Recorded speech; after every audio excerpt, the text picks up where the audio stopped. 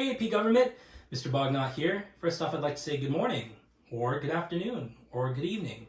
Hey, that's the beauty of virtual lessons, huh? You can watch this video at any point in time whenever you get a chance and refer back to it and even pause or rewind and get some food, or even pause to use the restroom without asking me. Awesome. So in this video, virtual lesson number 2, I will be walking you through everything that I have posted on Google Classroom so far available for you to prepare for the AP exam. So let's get right onto it by logging onto Google Classroom. All right, so then click on AP US Government and then click on the Classwork tab right over here. All right, as you can see, there's a new section titled Virtual Learning. All right, so everything related to our time away from each other will be posted under the Virtual Learning section. It will be at the very top. And as of the recording of this video, there are 6 items for you to take a look at. So let's take a look at them together. So the first item is simply welcoming you to virtual learning. And it's simply an announcement telling you that everything related to virtual learning is in the virtual learning section. And we just covered that. Awesome. So let's get to the next item that we have to review. All right, the next item is watching virtual lesson number 1. So if you haven't had an opportunity to watch that video, please watch that video. And if you've already watched it, go ahead and click on Mark as Done so I can see who's watched it and who hasn't.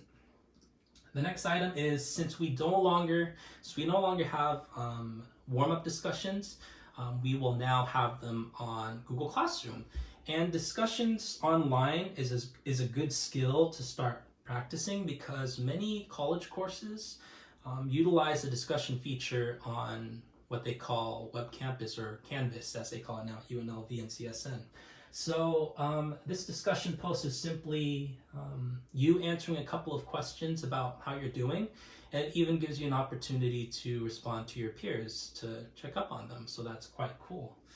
All right, so now you have 3 remaining things to take a look at, and they are all related to the AP exam. And as I've told you in virtual lesson number 1, the AP exam will be adjusted with this situation that we're going through nationwide. So again, it'll be a 45-minute online, at-home online test, and it will only cover units 1 through 3. Units 4 and 5 will not be covered. And it'll purely be FRQs, free response questions. There will be no multiple choice questions. And even though it's adjusted, I have a suspicion that Supreme Court cases will definitely be on the AP exam, which is why I provided you this next assignment here called AP Supreme Court Cases Packet. As we've discussed in class, there are 15 Supreme Court cases that you need to have a general understanding of. These cases have shaped our country in a way that has changed our country for the better or for the worse, or ask me at the end of the year. I'm just kidding. For the better, generally. And typically with the test that you would have taken, you would have had to use your background knowledge of these 15 cases to compare it with another Supreme Court case that you may not have heard about. So it would have essentially asked you, hey, describe this case, and then it gives you details on this case with Brown versus Board of Education. And it doesn't tell you about Brown versus Board of Education because you need to have a general understanding of it. And so this packet will help you have a general understanding of the 15 cases. So let's open it up right now. It's a cool packet. It's interactive. So it even has, wait for it, a table of contents. So if you click on a Supreme Court case right here, and you click on that, it'll take you to that page. So cool, instead of just flipping through a packet.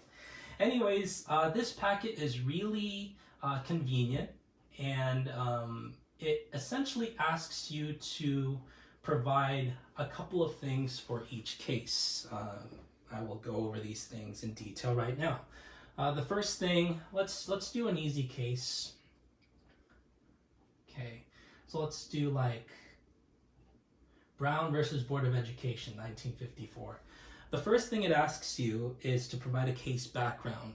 My expectation for this section is for you to summarize essentially what's going on. What's going on in this Supreme Court case?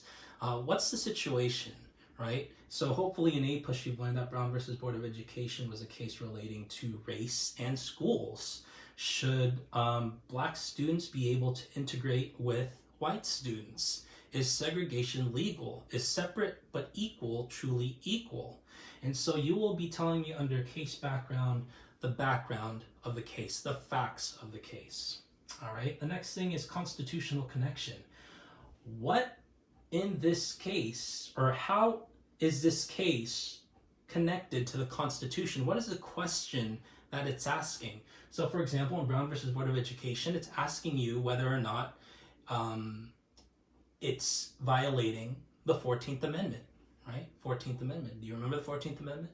Anyways, the 14th Amendment has what's called the Equal Protection Clause, which gives every citizen equal protection under the law. And so the constitutional connection here is the 14th Amendment. Does Brown versus Board of Education, does segregation violate the Equal Protection Clause? And so that's the constitutional connection. Holding.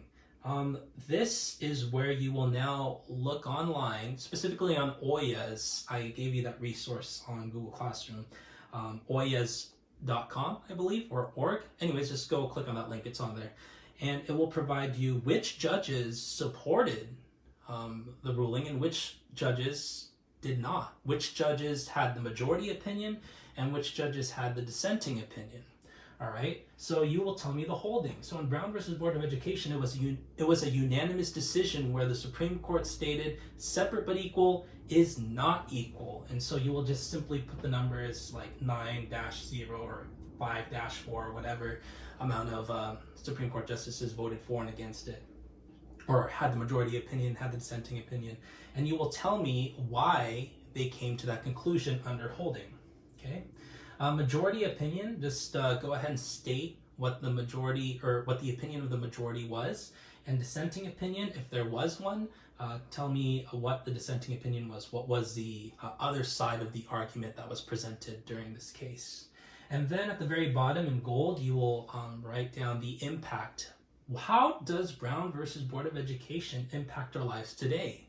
As I mentioned in class, simply, it allows, your peer who may be Hispanic to be in a room with another peer who may be black, or another peer who may be white. Could you believe it? Once upon a time, you had schools just for black students, schools just for white students.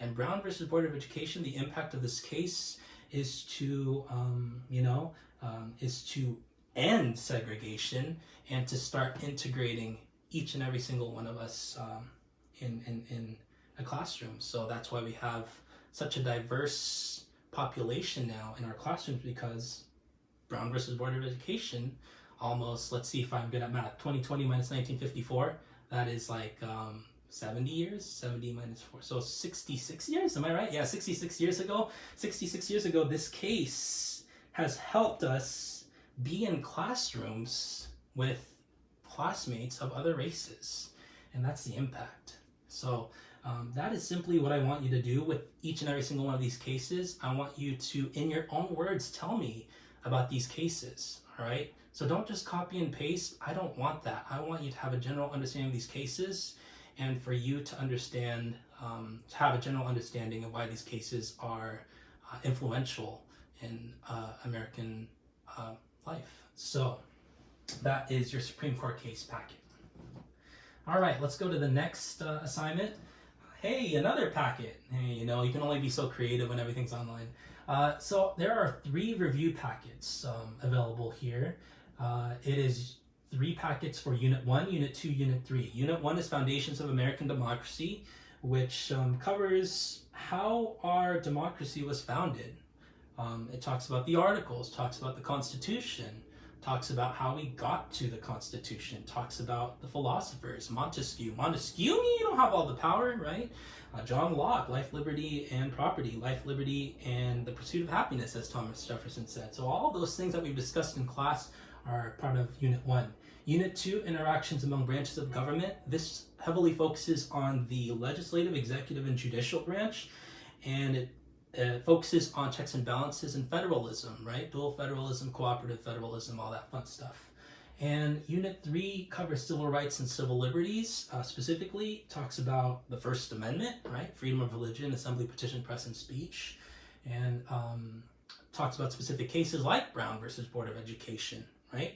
Like Obergefell versus Hodges for gay marriage, right? So civil rights and civil liberties, and the differences between the two. Simply, civil rights are specific to a minority group, and civil liberties apply to all. That is the most basic definition that I can provide you in this video, but I'll go more in depth with civil rights versus civil liberties in future virtual lessons.